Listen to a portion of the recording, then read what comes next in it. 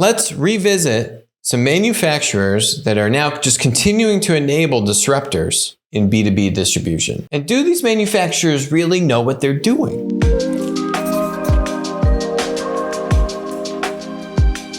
What's the other way that distributors and incumbent enterprises are getting screwed? Well, in this way, not only are they getting squeezed by the tech monopolies like Amazon, but also the manufacturers.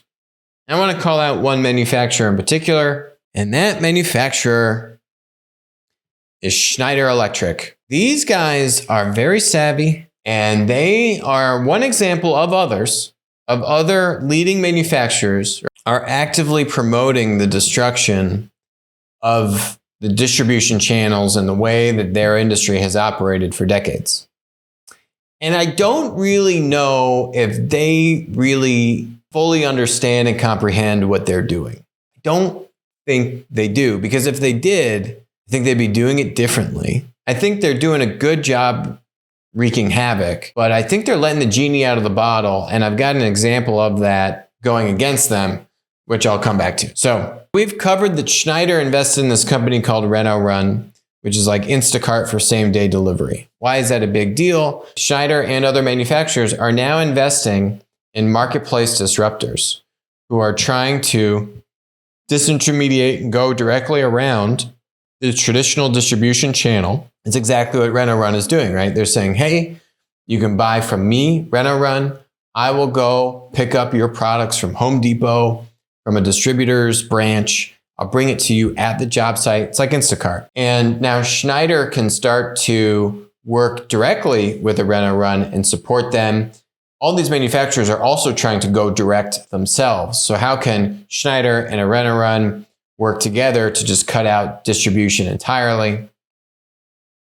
Now let's look at another bit of news. Kojo, which used to be called Agora, is giving it's like a SaaS CRM contractor tool for these contractors that are multi-trade. So you could be an electrical contractor, a roofing contractor, an HVAC contractor, or a whole slew of different of these trades.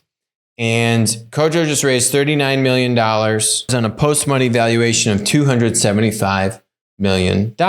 And Schneider was a direct investor in this round, along with other well-known VC firms like 8VC and actually a GC called Suffolk Construction. But Schneider was a new investor. And these tools, what's interesting about these tools, let's read it. Don't listen to me. Let's read the article, right?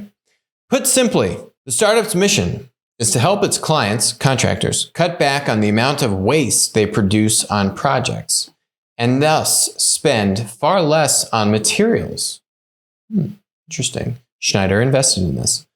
In other words, it provides software to help contractors get the best price for the materials they use in construction projects. So they save a lot more money, move faster, and have less waste. We've already saved our customers more than $19 million on their material orders and reduced up to 90% of the waste left over on the job, says the CEO. It is currently processing over $1 billion in material orders for thousands of users, operating as a SaaS business, meaning it sells annual subscriptions to its software. Anyone else see the contradiction in that statement like I do? Let's spell it out. If you're a SaaS company, why do you care about saying that $1 billion worth of stuff flows through your pipes? Well, you shouldn't, because it doesn't matter. You're a SaaS company. If anything, you probably even shouldn't really know that it's $1 billion or it's 200 million or it's 2 billion. Why do they care that it's $1 billion?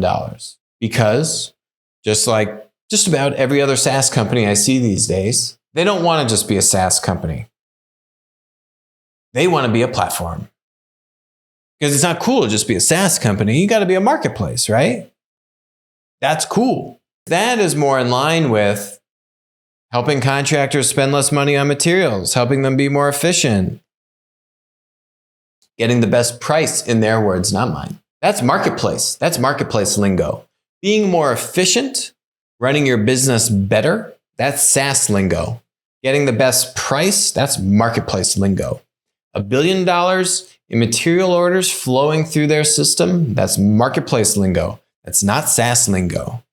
This is a company which is trying to change its business model, which is grew up as a SaaS business and is trying to become a marketplace.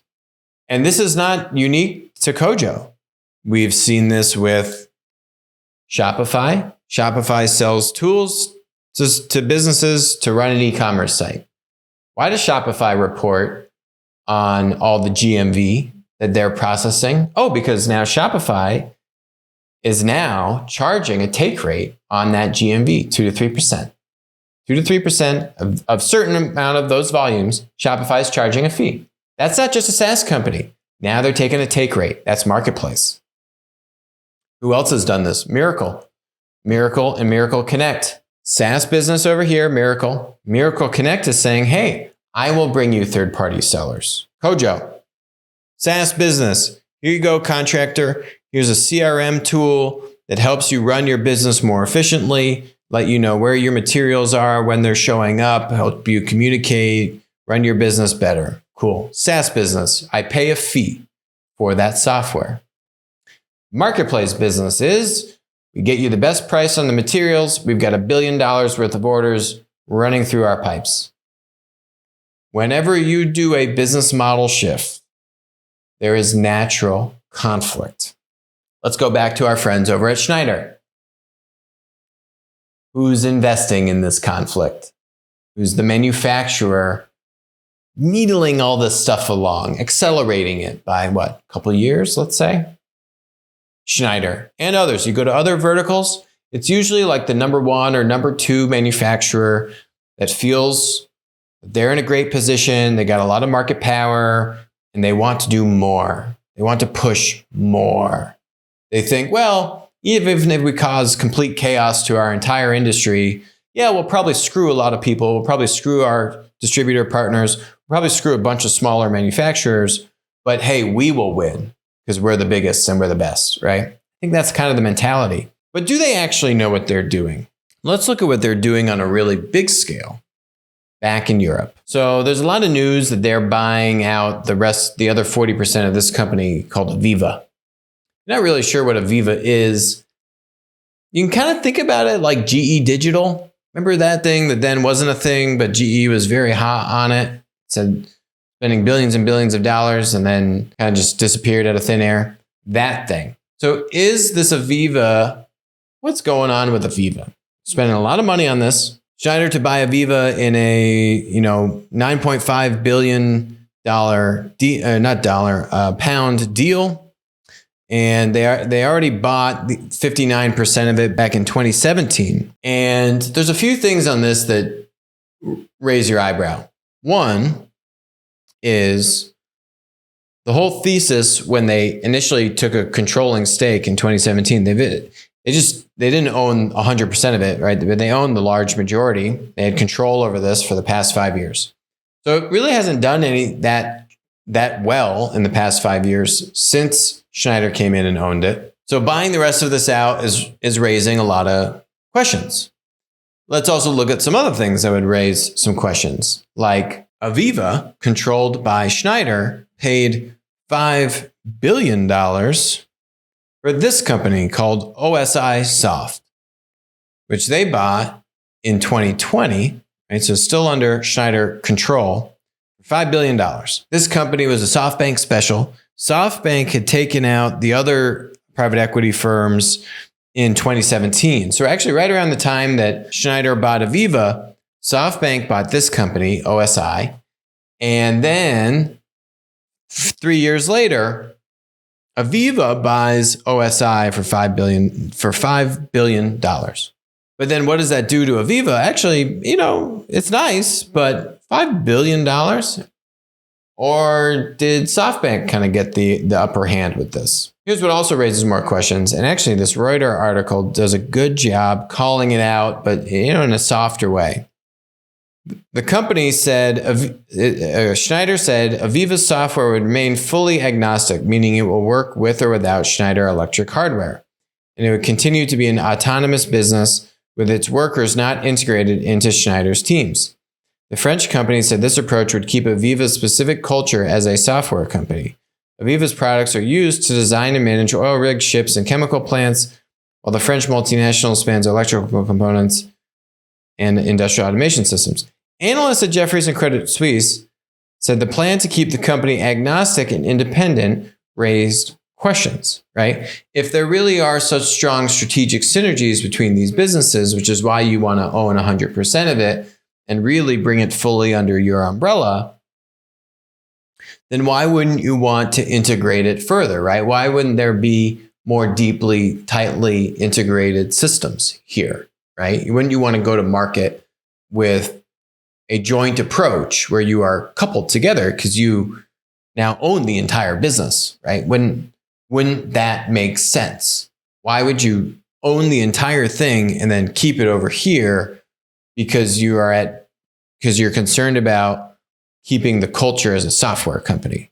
But like, isn't the whole idea of Aviva and GE Digital is like the convergence of software and hardware and running these things efficiently and digitally? I mean, like, this is Aviva's site.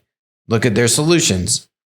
It's all around data management, digital transformation, cloud services. But look at the industries, chemicals, oil and gas, parent, like these are all, there's connected hardware. They say we're a global leader in industrial software, which I don't know. I don't know what I'm missing, but I get more questions than I get answers on this deal. This is a lot of money. And I guess the Jefferies and Credit Suisse analysts also have some questions on this. So you ask yourself this, you say, hey, obviously manufacturers in the direct-to-consumer and the B2C space have seen how marketplaces, Amazon and the like, can wreak havoc and get too much power. And while manufacturers like Schneider are actively enabling similar disruptive forces in these B2B industries, do they actually have it all figured out?